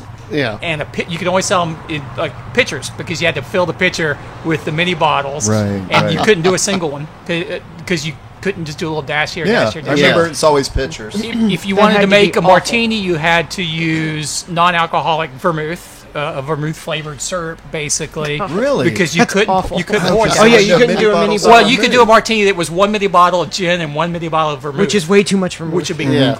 awful. Same That would thing be with terrible, Manhattans. yeah. You couldn't get any real cocktails until they finally got rid of the mini bottles That and is they could do free weird. pour. Yeah. That was one of the big things in South Carolina that made possible the cocktail scene that we have today. The other was just the fact that people got interested in it again, Yeah. all over Yep. the nation, and they were. I grew up in a very dry hot. county in Tennessee until I was about 18. So A you dry couldn't county get, in you couldn't Tennessee, get wow. any alcohol. So that's worse than mini bottles. Yeah, it is. Yeah. Well, because it was, and it was 20 minutes outside of Nashville. Yeah. So like Nashville was not in a dry county, but the county that I was in was dry until I was like somewhere in the 16 to 18 range. I don't know exactly when, but then they allowed beer and wine, still not liquor. Yeah. And then by the time I got halfway through college, they were allowing liquor sales in the county, Yeah. which means you couldn't serve cocktails, you couldn't serve liquor of any kind until they repealed that law. Yeah, Yeah, it's weird because I grew up in Charleston too, and everything was Jack, Bacardi, or Jose. Yeah, You know, that's true, too. and that was it. That's all we really knew. And then, you know, in the when Firefly came out, I was like, the audacity of these people to make their own stuff in our town. What the hell? But then they took off in Tennessee. Yeah, They took off but everywhere. the That Buffalo sweet tea Trace stuff, vodka yeah. really made their brand like a household name. Oh yeah, we're big fans, Oh, yeah. but it's like I was saying, there was in our world growing up and being a college student in the 80s and 90s and all that, or being a young adult in the 90s, those were still.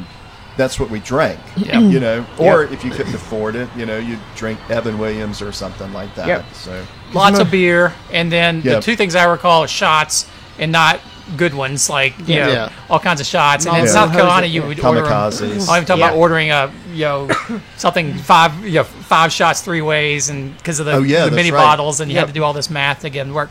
And the other thing, Jesus. they're long gone now, but the slushy bars where they basically had grain alcohol and Those are still vodka things in like Florida and slushies. stuff. Yeah, you can they're walk by elsewhere. the boardwalk and like Yeah. see But walls of slush. that used to be a Oh, big really? thing around here. Yeah. oh yeah, like those like Fat daiquiris Tuesday. and like Yeah. but they basically just pour like really cheap high proof alcohol and then dilute it with flavor. Yep. yeah. Yeah.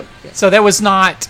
I mean, you couldn't get craft cocktails, so it just Best, wasn't, next best wasn't thing a is thing. what flavor you could get. I mean, the gin joint, proof, the Belmont, and then Husk's Bar. Those were some of the first places that really had serious cocktails where they didn't use pre-made mixers. You know, they actually squeezed lemon juice and orange juice, and they actually used interesting combinations and herbs and things. Before that, it was all just high fructose corn syrup and dye Yeah. in Yeah. a bottle that was glugged in, and maybe Sprite from the bar gun. It's just like, or this Coke from tastes the bar like gun. blue. Because Yeah. a lot of my Yeah. friends' parents were tasted just blue. alcoholics, and because of that, they like it was cheap and effective, Yeah. Yeah. and that's what people wanted, Yep. I guess. Oh yeah, for But it's sure. not what my generation wanted. Yeah. It's not 'Cause what it was this an- generation wants It was to an do. art I'm and a little older. science. There's an art and science to it, like cooking. It's kind of similar. Yeah, no. When 'Cause we you were have in to cook high a lot school, of things to get it right. When we were in high school and we were stealing bottles of liquor from one of our friends' family, or one of our friends or family, we weren't making French 75s, No. but you know, we were maybe getting some. Seagrams and so- 7 was yeah. about as adventurous Yeah. as That was about 7 it. and yeah. 7. 7 Yeah, and 7 7. and 7. Yeah. 6 and 7. Malibu Coke. Go to Winn Dixie and get some Recipe's of their easy. Cokes or their fake Cokes, and you know, have it with it. So. Kamikaze, Jack and Coke. Kamikaze, and then wow, we really are going down. Lemon drops, kamikazes. I mean, Yeah. those were popular when I was in grad school at bars. Like the Kamikaze, lemon drops, those kind of things were Yeah. very popular for a while until probably when I left Virginia Yeah. in like 2015 or something. Mm-hmm. Those became less popular, and more bars started making trying to go into the cocktail sphere. Some of them not doing as well because they were trying to use the same ingredients to Yeah. make more complex cocktails. There's still so much of a shot culture now. I was in a punk There band still is, yes. up Yeah. until last fall, and you know, played a lot around the southeast. Well, it's good and for stuff, bars. It's and a really high it's still, profit margin. Yeah, Yeah. and it's a lot of Jägermeister shooting. It's a lot of. I had no idea Jameson's would ever be drank by 22-year-olds. Yeah, the only reason they Yeah. can do their higher end line of like the orange and coffee and IPA barrels and things like that is because of shot culture. Oh yeah. They surged because of people liking to take shots of it, and Yeah. I've done it many times. Yeah, me too. I watch a lot of soccer, so Yeah, that's exactly right. yeah. Yeah. So let's try our next one if we could. So we're going to wrap it up with two bottles that are very similar, and I think it's going to sort of highlight some of the things we're talking about, the differences that the barrel makes, Right. the differences that the grains make, Yeah, etc. So Mm-hmm. these are two very special bottles, at least Yeah. for me. I also have both of these. Yeah, from here in Charleston, so Okay. a local one, from Highwire Distillery, which is one of the Local. first craft distilleries, and one of the, I think we're at 7 or 8 of them now in Charleston, but still hanging in there. It's really I love this distillery. Yeah, So this one is the unaged product. yeah. So they've made their Hat Trick Gin was their first real product that they came to market with because It it is doesn't my have to favorite age gin. for very long. Okay. As they started making whiskey, Yes, Hat Trick is. My favorite gin. Yeah. I always call it out. I like Citadel, but and then I also have that too. That's and- my backup gin because it's Yeah. very similar flavor profile. Hat Trick blew my mind the first time. Have you I tried had their it. barrel rested No, version? I'll do a try. So that. they don't make it at this point, so it's hard to find. Mm-hmm. So because I bought some from a shop in Arlington, oh, actually, right. because they distribute, but it's not as popular, I guess, in other places. I don't really know, but there's Uh-huh. some smaller shops that still have it. But it is excellent. Okay, let me point out the obvious.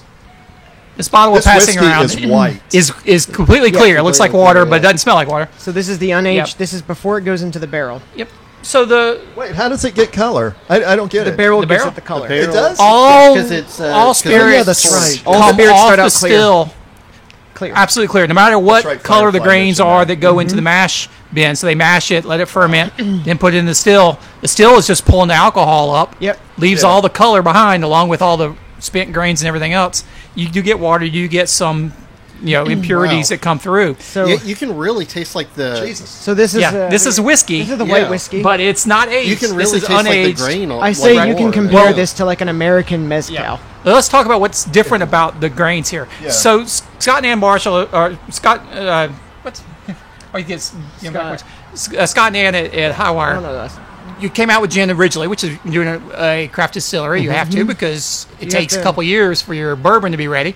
They knew they wanted to put away whiskey and make whiskey, so they started making whiskey. But they knew they wanted to do something different than all the big boys up in Kentucky were doing because everybody can just make whiskey from Yeah. commodity corn. So they found they came across Jimmy Red corn. It's called Jimmy Red because it's a heirloom red corn. It's actually almost purple in color, grown out in James Island, hence the Jimmy Red. I think Glenn Roberts of Anson Mills Yep. helped them pick it, and then they found some folks at the Clemson Agriculture Service and some farmers to grow it, and then they started making whiskey with it. Yeah. Now, you can get that. Now, this is a one step further. So, this corn, they decided to do a special collaboration with Alan Benton of Benton's Bacon out of I Madisonville, was about Tennessee. to say because Yes. it tasted smoky. I Yeah. was wondering what Yes. that So was. if you know Benton's Bacon, which you should, it was very It's popular amazing. back during the Lardcore cuisine days Right. here in Charleston. Still fantastic, best bacon you'll ever have. It is amazing. They trucked a bunch of Jimmy Red corn up to Tennessee, hung it in sacks in Alan Benton's smokehouse alongside all the bacon. So that's the mezcal for a while. So this one, unlike mezcal, which the smoky Yep. flavor comes from a different wood or different way of smoking, this is hickory, so it's kind of like a barbecue, Yep. American Yeah. barbecue Or- mezcal. and bacon, yeah. Yep. So It- because like my grandparents lived right near both where they got the sorghum from and Yeah. from Benton's. Yeah. So I love their product, and then like this having basically like a bacony kind of flavor. Again, maybe because you don't have that wood This- flavor this is coming pure in. unadulterated. It's very like a clean flavor of the smoky grain. flavor. If you ever have regular white dog, is which what they call the Yeah. unaged whiskey from like just a commodity distiller with commodity corn, it's really harsh and almost undrinkable. Yep. Yeah. It's very grassy, very very harsh. This is actually really quite smooth, and it's corn not has a lot of natural sugar. Yeah, it has No, a lot of it's natural sugar. incredible, yeah. It's sort of an experiment, but the smoke flavor, is You get is there. You can little get Very a much little so. bit Absolutely. of the bacon When you smoke. mentioned mezcal, it felt like that. It's like at the top of my And so- throat, but Yep. I can This might taste be a that. good time to talk about like distillation because Yeah. it's you probably might be curious as to why you can taste all of these things, Right. even though we just explained that the alcohol comes off clear. So the way this works, alcohol evaporates at a specific range of temperatures, so it's not just one singular temperature. When alcohol evaporates, there's other stuff in there that may also either A, evaporate at the same temperature, or B, when alcohol and other products come up, they just carry other things with them because they just get in the way. So this happens a lot, and that explains a lot of the flavor you get. So that's why when you taste this, you get sweeter flavors, you get actual flavor, because you're getting the flavor from what was put into it, and those molecules got trapped on the way up. Or either A, evaporated at that temperature, or just got trapped and got taken up with the alcohol. Oh, okay. The way Highwire does their distillation is they have the ability to do multiple different types. There's a lot of people who you have a simple one, which is basically straight from here to there. Right. Right. It's just evaporate, goes right into a container. Then there's ones where you can start higher and then do multiple distillations on the way down to create a more pure product. So like vodkas would be done this way because you want a clean product. You don't want any. So that's you want as where- little flavor as possible. 'cause It actually vodka- falls down through the still over these series of plates. so it and cools sort of down over cooling time. and bouncing down the still as Okay. it goes. So they would start at a higher temperature, and then that higher temperature carries a lot of stuff with it. And as it cools down, those layers start to separate. And then you can pick how many times you want it, how many layers you want it to go down, and then you can stop it at any point and pull from that layer. And that allows them to really build flavors. that's cool. It allows them to control the final Wow. product. A lot of people, if you go to Highwire and their distillation apparatus is literally right behind the bar, you can see it through the window. Yeah, take a tour. And Lots of they'll people take have credit this for that. particular distillation setup because it can literally do whatever you want. Whether you want the pot still kind of like single, like point A to point B, So one Or distillation. You we call it could- column distillation. That's so- wild. That's Yeah. And you yeah, can do just as many tap layers as you whatever want. it. Yeah. That's so cool. Yeah, I'm glad you explained that because my only knowledge about distillation is from like History Channel moonshiners. Yeah. Yeah. That's always And like that's the what most, moonshine was. They Yeah. would build their own pot stills, and some of them would be kind of Yeah. like jerry-rigged pot stills. But the idea is heat, mash, get it. You have to get the alcohol up and out yeah. because you don't want. You need it to get away from the mash bill and then out somewhere else. So basically, the whole thing works hot, cold, and then it redistills. So it evaporates into a gas. It hits a cooler area of the apparatus and then turns back into a liquid. The federal government frowns upon distillation at home, correct? Yes. They do. Okay. And the reason for that is what we talked about at the very beginning, the Okay. methanol toxicity. Okay. Right. And the And fact that people taxes. can blind themselves. Also, yes, the alcohol Taxes, tax is yeah. very important. But at the same time, it is a danger to people's health. Yeah. And, Okay. during the moonshine days, during Prohibition, lots of people got very seriously injured for multiple different reasons. One being improper distillation techniques or people drinking the methanol, which Yep. is the first bit.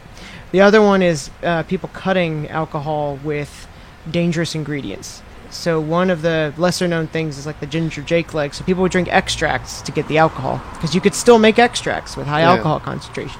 Really? And so people would drink extracts, one of them being a ginger one. But they would cut it with a compound that literally causes paralysis. Jesus. So they called it the ginger Jake leg. Okay. There's even folk songs written about it. Or Jake leg or Jakey leg. Yeah, when I took toxicology, Wow. my professor also studied folk music and sung a lot of it himself. And we went through a whole section just on this because I'd never heard about it until that point. But during that era, a lot of people got very sick and Yeah, injured the from home stills distillation. themselves were also a danger too, right? Yeah, Yes. they could definitely blow up. They could blow up. Especially when you're making it like You out got- of your yeah, backyard. You can find Heat. more alcohol in an open flame if you're doing it over an open Yep. flame. That's Too high of a heat. Yeah, that can not be a a bad secure apparatus. combination. So that's why a lot of pot stills are one singular piece. Yep. To prevent that Okay. if there's any seams or anything and the heat was too high and the pressure was too high and the part where the alcohol becomes a liquid again is too narrow, you create basically a backflow of pressure and that can cause any seam to bust. Oh my gosh. Yeah. Okay. Well, I'll just buy There's it. a lot of reasons why people should not distill at home unless they really know what they're Right. doing.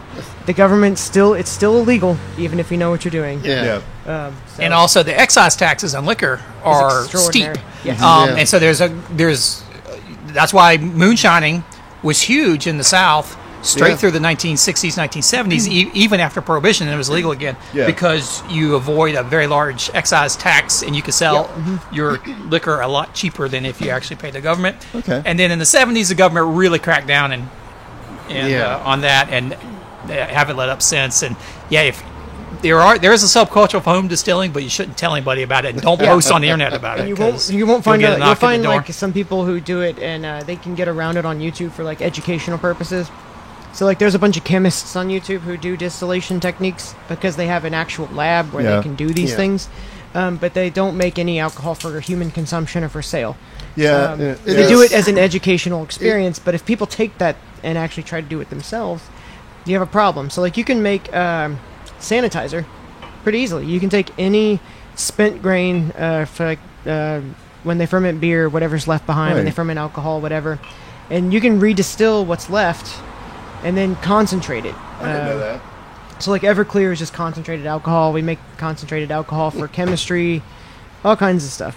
Yeah. You can't get 100% pure alcohol. It's impossible because because alcohol does like some water. So it will always have some in It's it. Everclear, I think that's 190 proof, so Yeah. 95% Yeah, alcohol, which is about as high is as the you can highest get. commercially available alcohol you can get. We can get 98% in the laboratory, but even that is it stops being 90%, 98% basically as soon as you open it. Yeah, Yeah. had enough horrible Everclear stories, Anything- but I have heard people do So- limoncello. Limoncello with Everclear. Yeah, so just to explain, like Everclear is basically one purpose and one purpose only. Yeah, for and sure. that's for dilution and extraction. Uh-huh. So like you can use the high concentration of alcohol to extract things from ingredients make bitters. at a very high concentration. Like vanilla Yeah, bitters is a extract great and example. lemon Vanilla extract. extract's a good example. Limoncello. Yeah. You could do pepper, lemon, or like the peel of the lemon is the primary ingredient in limoncello, Mm-hmm. and then you can add lemon juice later, add sugar, lemon juice. But the peel is what makes the limoncello what it is. I did not know that. Yeah. That's neat. You And can the also alcohol make pulls large- all those oils out Yeah. of the peel and So flavors. because you can put the peels in sugar and get a syrup out of it, Uh-huh. that's part of the base as well. But like the idea of Everclear is to dilute or extract, Mm-hmm. not to drink. Right. So you don't drink it until it's diluted, or if you make Yeah. bitters from it, you dash it. Or if you make extracts have very high alcohol, but you don't dump it into something. Yeah. Yeah. You Unless- definitely don't drink it straight. yeah, unless it's why 19-year-old kids are getting taken to the emergency Yeah. room in college for drinking Right. that punch. You know? Right. All right, but on to Cheers. more pleasant Yep. Right. sips. So this, while we're talking, I poured passed around the aged barrel version. Jimmy Red bourbon. So you'll see the color, unlike the unaged, which is completely clear. This is a nice golden brown color, the color of most bourbons, and that's all from the barrel. Okay. And you're going to see that the smoke flavor is a little more nuanced now. I can Because still smell a little bit. you can, because the oak is it's still a typical oak barrel charred. Oh wow, yeah. So you get a little bit less smoke, also a some little of bit the- more of the sweet It's flavor. got more of that sweetness. but it's yeah. a little more Yeah. nuanced, so it's got a lot more going on. Yeah. Everything is a little more balanced, And this is which pretty, kind of illustrates the point of what the barrel does. Yeah, the smoke. Yeah, you can the smoke taste like light. the smoke like fire. Right. You know. So you Yeah. can see that a lot of the sweetness is actually in the original product, Mm-hmm. the white whiskey. But when you age it, it does add a more complexity to the sweetness. So you get like the vanilla notes and stuff like that. It diminishes the smoke flavor because the barrel is charred as well. Yeah. Like flavors tend to cancel each other out, and so that's where the smoother bits come from. Yeah, the white seemed very forward with the smoke. It really But that's because there's tasted nothing like else there there. were two things Yeah. to it, and now there. There's nothing else It there is to kind of complex. It's kind of yeah, balance yeah, it out. for sure. Yeah. Yeah. And barrel aging is really what took whiskey from being just a cheap thing that people drank to get drunk, or to get a dose of alcohol on, to something that you might actually sip in a glass Yeah. and enjoy, as opposed to just knock it back or mix it with stuff to try to cut the flavor. Yeah. So, well, go ahead. Is there a fall off for how long a barrel is aged, or how? Because you see like 20, further on. You're rarely going to see anything over 21, 23 years. Okay. You every now and again you'll see some. There's some rums out there that are Yeah, 27. Rum is a and- little unique in the Um, sense of like how long they can age it for. Yeah, but somewhere between 10 years and 20 years is sort of that sweet range. it is. Yeah, And then you start getting diminishing returns. I think Yeah. Jason was talking earlier, if Yeah. it gets too concentrated, it's the flavors are not good, and I think you just wear the barrel out, lose so it's the not balance. getting anything else from the barrel. It's just aging or just deteriorating at that Yeah, point. and you mentioned a lot of the booze went into the barrels already at what you wanted to drink anyway, or Yeah. So okay. And so I think now it'd be the water that there's here and here. Take a little bit of that, and if you need more of the whiskey, I want you to put some water in it and try it. Because with the smoking one in particular, I want let me to try see. that. I want you to Just a see. little I want you to see what the effect splash. is. Because it'll be interesting. I'm gonna wait until after you try it. You can add a little bit. No, the other one, the the barrel aged one, one. yeah. I mean, it would the effect would be less pronounced with the white one. But like, just get an idea. So water can change the way you taste the whiskey. Okay. Certain flavors will become more prominent. It's not always a good idea to add water. So this is talking about what I said about volatility. So when you add water, things that are a little more volatile will start to pop out immediately. I think the bacon really comes The out. smokiness so really much amps more. itself up. I should say the bacon. Yeah, the that hickory smoke. really Yeah. turns the volume up, and it's not as good. You taste that sweetness too a little bit. Yeah. The sweetness kind of diminishes, the smoke increases, and you get a little less oak note. Because the volatile components, the smokiness is really, it's easy for it to release. The water just kicks up alcohol and sends it flying on out of the glass. Sometimes adding water can make a whiskey way better. Yeah. Sometimes it can make flavors come out that you didn't really want to be.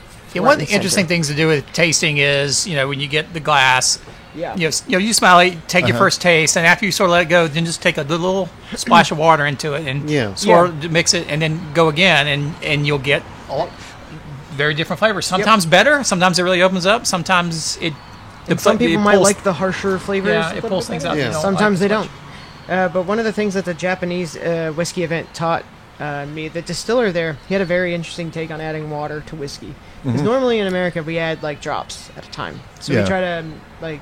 I like that you use a lot of times I like there's that a you little use the word eyedropper at splash. the. Splash is a very Yep. distinct. It's different than just adding like a couple of drops, which is typical American way of doing it. Okay. So he actually demonstrated. So he poured some of the whiskey and had me taste it, and then added like ounce of water to it, and it was a night and day difference. It was fantastic because he knew what he was doing.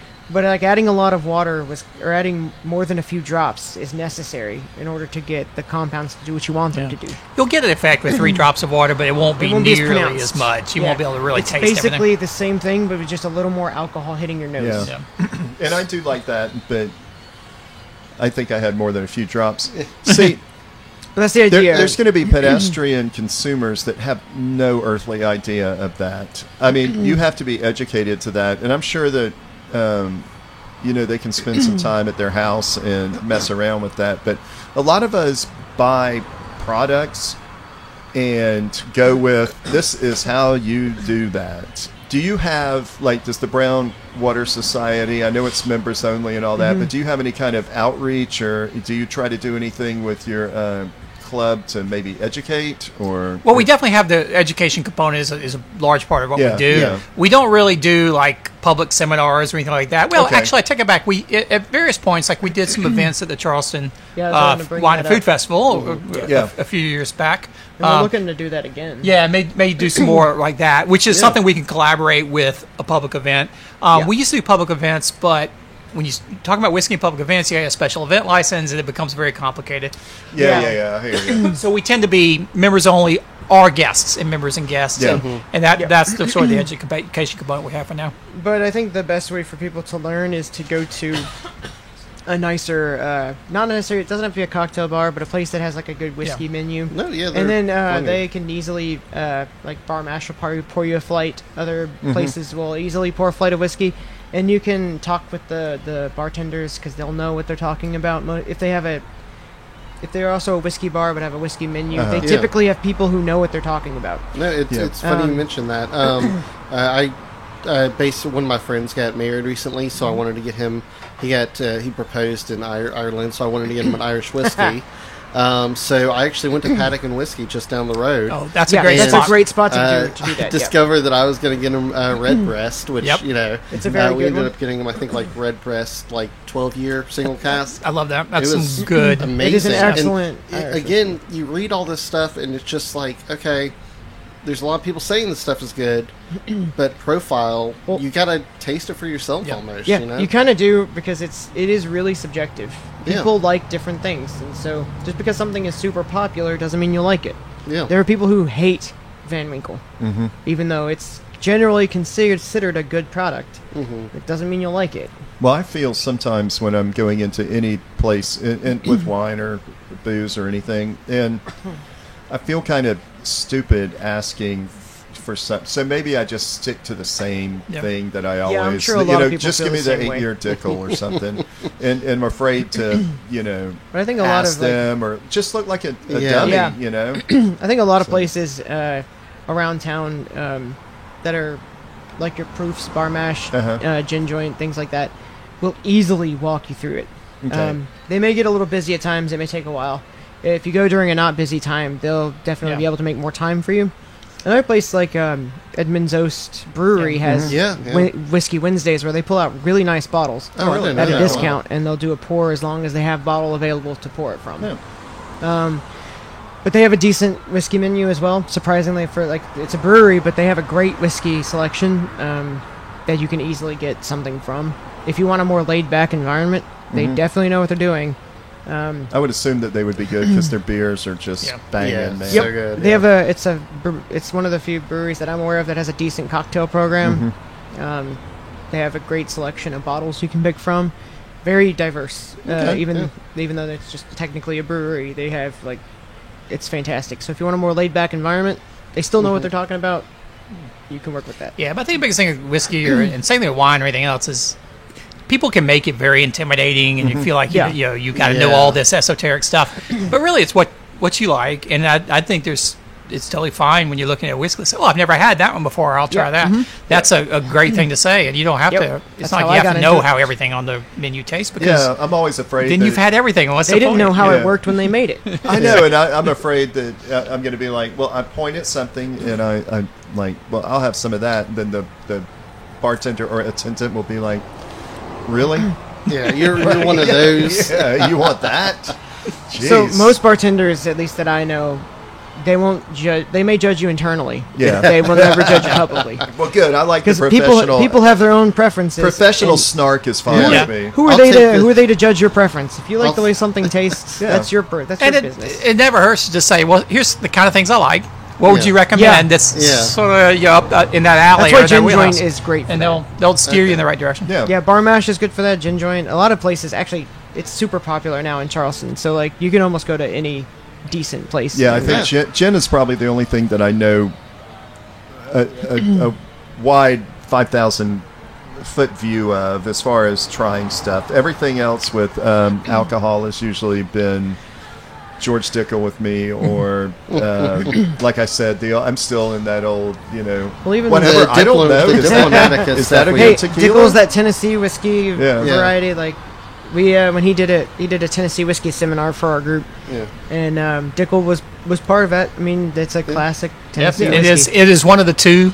That and Jack Daniels are the two Prohibition brands that are still around that survived Yeah. Prohibition. Okay, I didn't know that. Yep, and they're still both made with charcoal filtering, Right, which is yeah. sort of That's the iconic has Tennessee become the Tennessee whiskey. At the time, it was really unique to the couple of counties right there around Tullahoma, which is where Dickel's from, Yep. and Lynchburg, which is where Jack Daniels is made. Yeah. But it's good stuff, and even if it is made in giant industrial, I size know, quantities. and I understand. But I mean, their product hasn't changed as they expanded. They made sure of it. Well, you know what? All of us probably want to take steps to be more sophisticated with our consumption of whether it's drinking or culinary or anything. We're in the perfect town, especially for the culinary arts. We're in a great town for drinking now with 6 distilleries, 20 damn breweries probably. And, you've really helped us and the folks listening appreciate and hopefully be inspired by what we've talked about. Yeah. We Yeah, appreciate absolutely. we absolutely appreciate y'all coming by. hope we can have you again, especially if you want to go down some wormholes about specific spirits. Oh, there's a lot of wormholes Yeah. to go down. That with this. that would be great Yeah. for a future show. I think when we were at Firefly, we were talking about Yep. Madeira, which I had no freaking Yes. idea. Right. One of my no Madeira. idea. absolute favorite things. I had Yeah. no idea that was such a Charleston Yes. influenced spirit, Yep. but we will Very much. hold that for the next time. And we are all going to say goodbye. Thank you for having us again. Or thank you. Damn. Thank you for having us. That's what I drank. Yeah. Drinking on a podcast. In submission, sorry to drink and run. Anyway, we'll see everybody. Again, it's the Brownwater Society. What is your website or any social media you want Yeah. to plug? CharlestonBWS.com. The email's the same at gmail.com. Okay. We're also on Instagram. I see that often. I run the email and the Instagram. Okay. For people who want to apply, the website still says like 2020 on it. It's not. It goes all to our email, so it's fine. Okay, excellent. Ignore So- the date. All right, we will share that around, and Yeah. otherwise, we'll see y'all next time. Thanks a lot for tuning in, and we'll see y'all next time on the Shrimp City Report. Thanks.